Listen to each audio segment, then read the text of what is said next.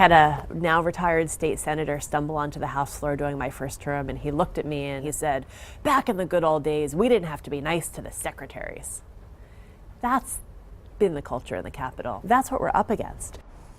Does the system for reporting sexual harassment at the state capitol discourage people from filing complaints?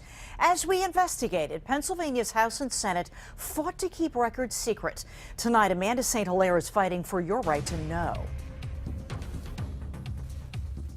Sexual harassment scandals at the state capitol. Behavior was reprehensible. Accused by several female staffers of After sexual stories harassment. started breaking, 2 state government officials out. our phones started ringing. 11 staffers and 8 lawmakers told us the culture at the Capitol discourages people from reporting sexual harassment. We filed right-to-know requests for House Democrats, House Republicans, and the Senate's harassment policies. They all define harassment differently.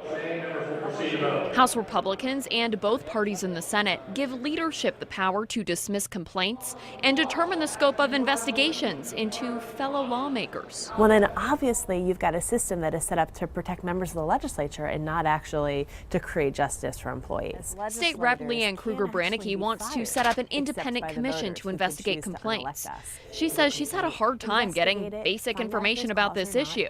So did we. The House and Senate denied our right-to-know request for sexual harassment training documents, records about lawsuits, and records showing the number of harassment complaints. So we called party leadership.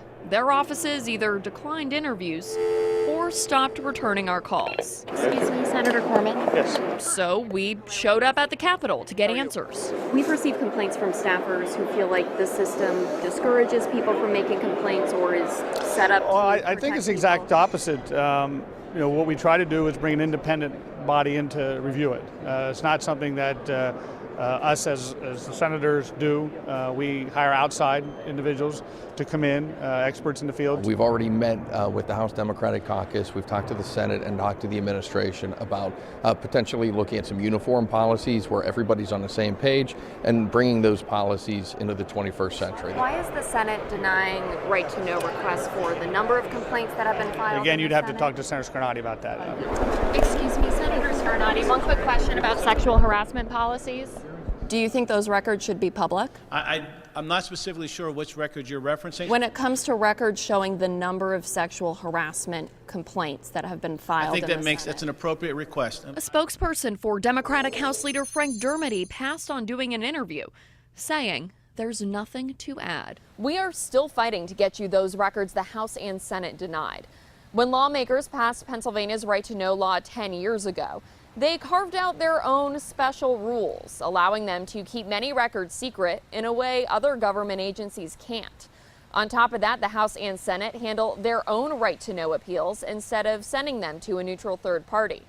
So it wasn't all that surprising when the House denied our right-to-know appeal. The Senate is still pending, and we will be sure to let you know what happens. With the ABC 27 investigators, I'm Amanda St. Hilaire.